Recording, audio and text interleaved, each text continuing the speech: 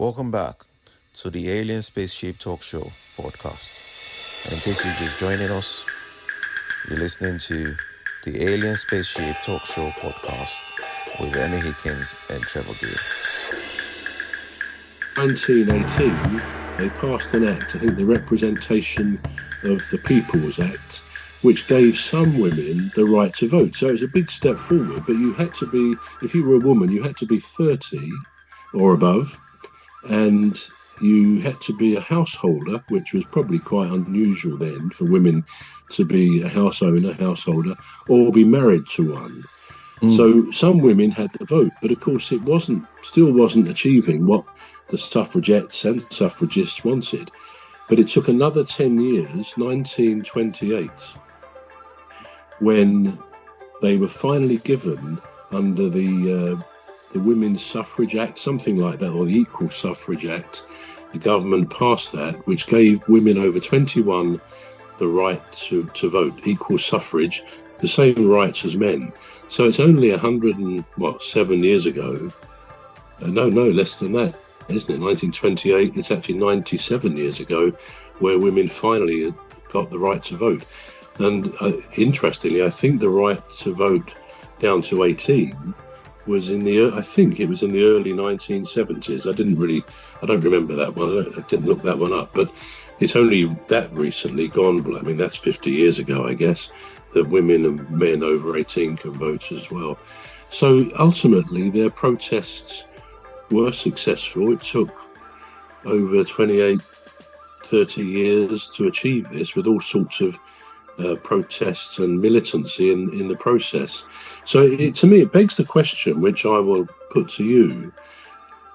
Is it right, do you think, if an individual or a group want to protest at trying to achieve a right or something like that, is it right to break the law, to have civil disobedience, as we have seen with recent, as I say, disruptions?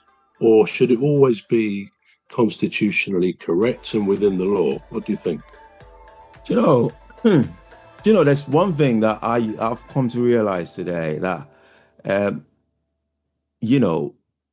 great minds do really think alike, don't they? Because that was what I was thinking. I was thinking the same thing. When you were going through the narratives, I thought, what are we encouraging? Are we saying, to be able to, there have to be some sort of revolutionary act, or there has to be some sort of militancy or vandalism, to achieve the aim. And it just got me thinking. It got me really thinking, because I'm thinking now, would these set of hardworking women in their own rights, would they have achieved what they'd set out to what they'd set out as their goal to achieve? Would they have rightly achieved it if they'd carried on peacefully, protesting peacefully and saying, we're saying no to violence. We don't want to disrupt lives. We don't want to get into vandalism, no militancy, nothing to revolutionize our quest for, what is rightfully ours, really. I cannot truthfully answer that question without taking sides with them. Does that make sense? I'm in a tight spot here.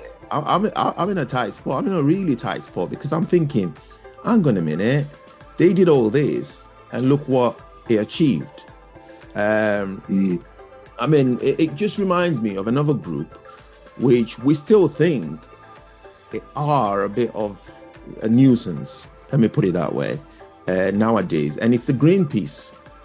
So the Greenpeace, they would, you probably be confident with that, because at some point they would block off the M25 in London. They do a protest and just completely bring traffic to a halt, everything.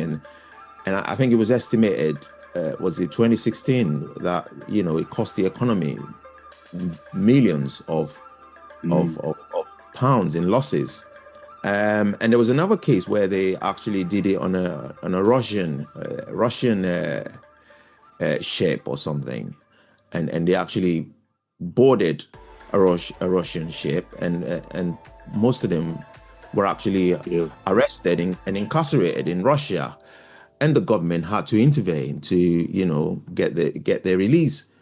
And I remember one of them saying, "Well, I would never try that on on a Russian ship again," you know, which it doesn't really excuse the fact that they are getting noticed, because they are really getting noticed, aren't they?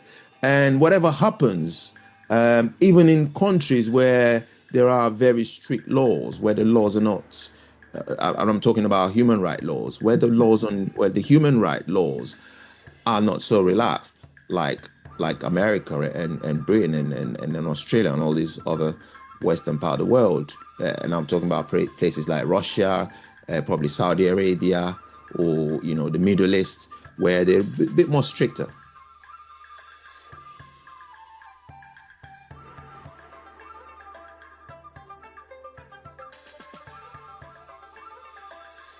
The Alien Spaceship Talk Show podcast is looking for sponsors. If you're a company out there looking to spread the word about the products and services you provide, please get in touch with Deepstuff Radio Podcast on info@deepstuffrecords.com, or to use the contact form on our website to contact us, please visit radio.deepstuffrecords.com. Also, if you're looking to get involved on the Alien Spaceship Talk Show podcast, reach out via our Deepstuff Radio Facebook page. Thank you.